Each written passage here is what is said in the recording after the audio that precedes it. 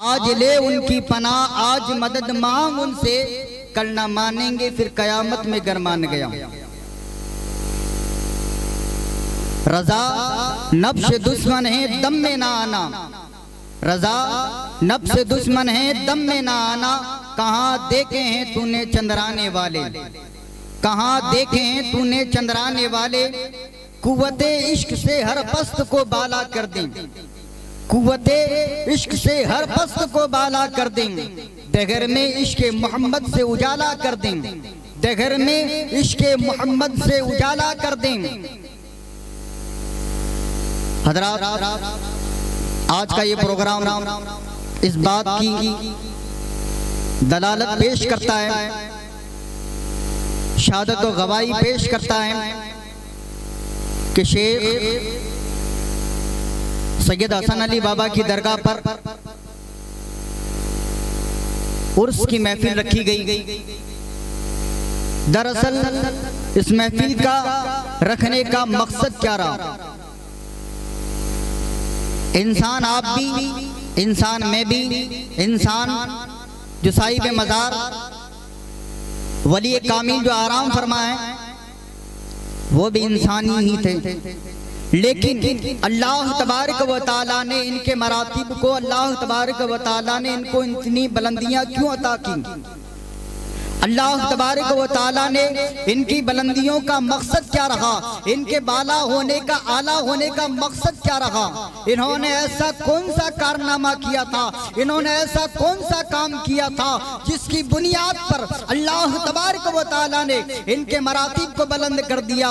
इनके मरातिब के बुलंद करने के साथ साथ इनके चर्चे हर लोगों के दिलों में महफूज कर दिए। हर लोगों के दिलों में महफूज करने के साथ साथ के लोगों के दिलों में महफूज करने के साथ साथ मोहब्बतें उनके सीनों में कूट कूट कर भर दी गई। इसकी वजह यही है, इन्होंने ये नहीं समझा था जो मैंने पहले शेर कहा था कि तूफाने लूल आने से क्या फायदा, दो अश्क ही काफी है अगर असर कर जाए तो। ये हर रात इबादत किया करते थे, अगर जिक्र मुस्तफा करते थे, अगर नमाजों की पाबंदियां करते थे, नफली इबादत करते थे, हर वक्त जिक्र रसूल, जिक्र महबूब, जिक्रुल्लाह में मशगूल रहा करते थे, हर वक्त अल्लाह अल्लाह में मशगूल रहा करते थे। जिनकी बुनियाद पर इन्होंने दुनिया को राजी करना मकसद नहीं समझा था, इन्होंने दुनिया वालों को राजी करना मकसद नहीं समझा था, इन्होंने किसी नेता को राजी करने का मकसद नहीं समझा था, इसी ने किसी को शेर साहब को राजी करने का मकसद नहीं समझा था, बल्कि इन्होंने अगर राजी किया था तो अपने रब और अपने महबूब को राजी किया था, मोहम्मदुर रसूलुल्लाह को राजी किया था, मोहम्मद रसूलुल्लाह के रब को राजी किया था, जिसकी बुनियाद पर अल्लाह तबारक व तआला ने इनके मर्तबे को बुलंद कर दिया गया, इनके मरातिब को बुलंद कर दिया गया, इनके दर्जात को बुलंद कर दिया गया। उसकी वजह यही है कि इन्होंने हर वक्त अल्लाह अल्लाह की ज़रबों में लगे रहे। इन्होंने कभी ये नहीं समझा नमाज का वक्त हो गया, नमाज पढ़ लेंगे, पहले तस्बीह पढ़ लेते हैं, जिक्रुल्लाह कर लेते हैं, जिक्र महबूब कर लेते हैं, नमाज पढ़ लेंगे, नमाज हमारी है। आज हमारा आपका हाल ये कि नमाजें हमारे पास कुछ भी नहीं, पूरी रात महफिल करेंगे लेकिन नमाज फजर में कोई नहीं आएगा। पता ये चला कि अगर जो नमाजी नमाज पढ़ता है महफिल पाक में रहता, अगर ये गुमान कर ले अगर इतनी बजे के बाद अगर जाऊंगा, जिसकी वजह से अगर उसकी फजर की नमाज अगर कजा हो गई तो उसका गुनहगार कौन रहेगा? जिसने प्रोग्राम करवाया और जिसने प्रोग्राम को लेट किया, जो टाइम टेबल सेट किया होता उस टाइम टेबल के अलावा अगर उसने काम किया तो पता ये चला उस सारे गुनाहगार जिसकी नमाज़ें कजा हुई उसका जिम्मेदार हूँ। पता ये चला कि हर वक्त टाइम टेबल के हिसाब से चलना चाहिए। जिसको 4 अशआर पढ़ने का कहा जाए तो 4 अशआर ही पढ़े, लेकिन याद रखें हक तलफी ना करें। स्टेजों पर अक्सर हक तलफी हुआ करती है, लेकिन याद रखें मेरे दोस्तों, मेरे अजीजों, अल्लाह तबारक व तआला ने अपने प्यारे महबूब बंदे के दर्जात को बुलंद इस बुनियाद पर किए हैं कि इन्होंने हर वक्त अल्लाहू अल्लाहू की ज़रबों में लगे रहे। हर वक्त अल्लाहू अल्लाहू की ज़रबों के साथ इन्होंने अपनी नमाजों को कभी कज़ा नहीं किया था। नमाजों तो नमाजें हैं, इनकी सुन्नतें भी इनकी कभी कज़ा नहीं हुई थी, इनकी नफल भी कभी कज़ा नहीं हुए थे। मेरे दोस्तों, मेरे अजीजों, एक बहुत बड़ा ताजिर, बहुत बड़ा बिजनेसमैन, खूब कमाता था,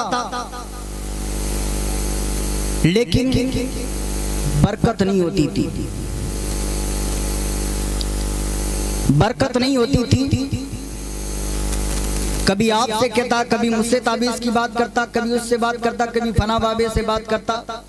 यार कमाता खूब हूँ, बिजनेस बहुत अच्छा चलता है, लेकिन बरकत नहीं होती है। पैसे आते हैं चले जाते हैं, पैसे आते हैं चले जाते हैं। उसके दिल में ख्याल आया, यार फना फना लोगों से बात करता हूँ, कोई कहता नमाज पढ़ो, कोई कहता कुछ करो, लेकिन सब कुछ करता हूँ, तस्बीह भी पढ़ता हूँ, नमाज भी पढ़ता हूँ, उसके बावजूद भी मेरे बरकत क्यों नहीं होती। कायर फला इलाके के अंदर एक बाबा रहता है जो हर वक्त अल्लाह की ज़रबों के अलावा कुछ नहीं करता, ना खाने का पता, ना पीने का पता, ना उठने का पता, ना बैठने का पता। गए उनकी बारगाह में, अलीजा पेश किया, हुजूर वाला नमाज भी पढ़ता हूँ, तस्बीह भी पढ़ता हूँ, नमाज के बाद जो जिक्र है उनको तस्बीह आते हैं, उन तस्बीहों को भी पढ़ता हूँ मैं, लेकिन उसके बावजूद भी मेरे घर में बरकत नहीं होती, मेरे बिजनेस में, मेरे पैसों में बरकत नहीं होती।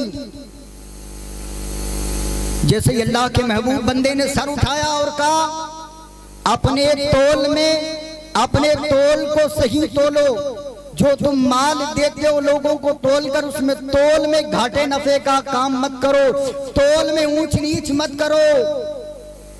जा अगर तोल में ऊंच नीच करेगा तेरे घर में बरकत नहीं होगी। बंदा गया,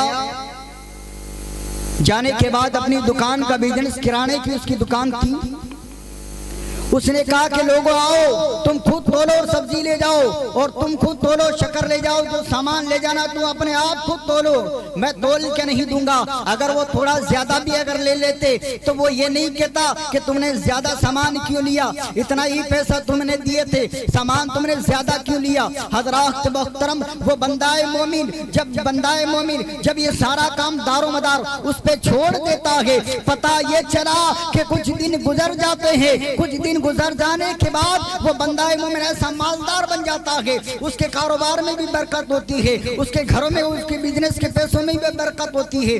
बरकत होने के साथ साथ कुछ महीने बीत जाने के बाद वो फिर बारगाह महबूबियत में हाजिर होता है, अल्लाह के वली की बारगाह में फिर हाजिर होता है। हाजिर होने के बाद अरीजा पेश करता, हुजूर वाला इतनी कमाई में बरकत हुई, इतनी बरकत हुई कि ये तोड़ने वाले जो बाट है ना, बाट तोड़ने के बाद ये भी मैंने सोने के बनवा लिए हैं, ये बाट जो ना तोड़ने वाले ये मैंने सोने के बनवा लिए। अल्लाह के वली फिर अपनी नजर उठाते और कहते हैं, इनको दरिया में डाल आ जाओ, इनको दरिया में डाल दो। जैसे ही दरिया में डालना था, दरिया में डाल दिए। दिल तो दरिया में डालना नहीं चाहा, लेकिन वली कामिल का जुमले थे, वली कामिल ने यही कहा था कि तोल में, नाप तोल में कमी मत करो, तुम्हारे घर में बरकत हो जाएगी, तुम्हारे बिजनेस में बरकत हो जाएगी। लेकिन इन्हीं वली अल्लाह के वजह से, इन्हीं अल्लाह वाले की वजह से मेरी दुकान में, मेरी कारोबार में बरकत हुई है। तो इन्हीं की दुआओं से, इन्हीं की अता से और इन्हीं के अल्फाजों की वजह से मैंने जो सोने के बाट बनवाए हैं मैंने दरिया में डाल दिए। दरिया में डाल देने के बाद कुछ दिनों के बाद एक काफिला किसी गांव से आता है, उन्हीं की दुकान से सामान लेने के लिए।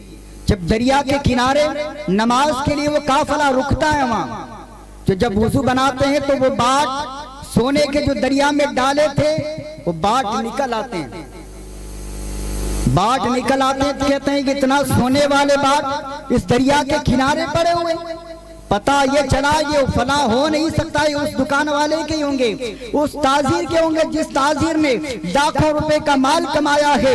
वो ताजीर तो दयालु ताजीर है, जिस ताजीर की वजह से वो कभी ये नहीं कहता माल मैं तोल कर दूंगा, अपने आप खुद से तोले।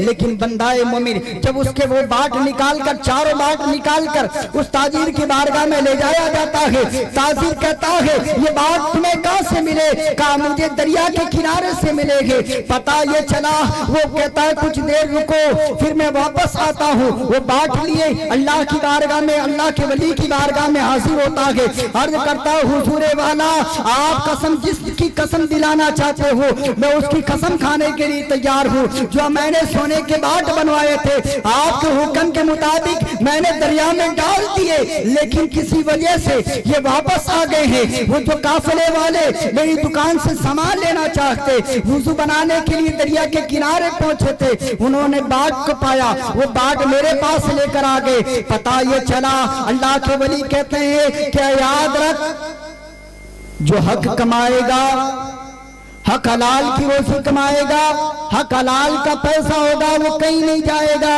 अगर दरिया में भी डाल दोगे, समंदर में भी डाल दोगे, हक हलाल की कमाई का पैसा कहीं नहीं जाएगा, तुम्हारे पास आकर रुकेगा, इसके अलावा कहीं नहीं जाएगा। दुआ कीजिए अल्लाह तबारक व तआला मुझ गुनहगार से आकाश अगर बोलने के अंदर शर्ई गलती तो तौबा करता हूँ, अस्तगफिरुल्लाह रब्बी मिन कुल्ली ज़ंबि व अतूबु इलैह। अस्सलामु अलैकुम व रहमतुल्लाह।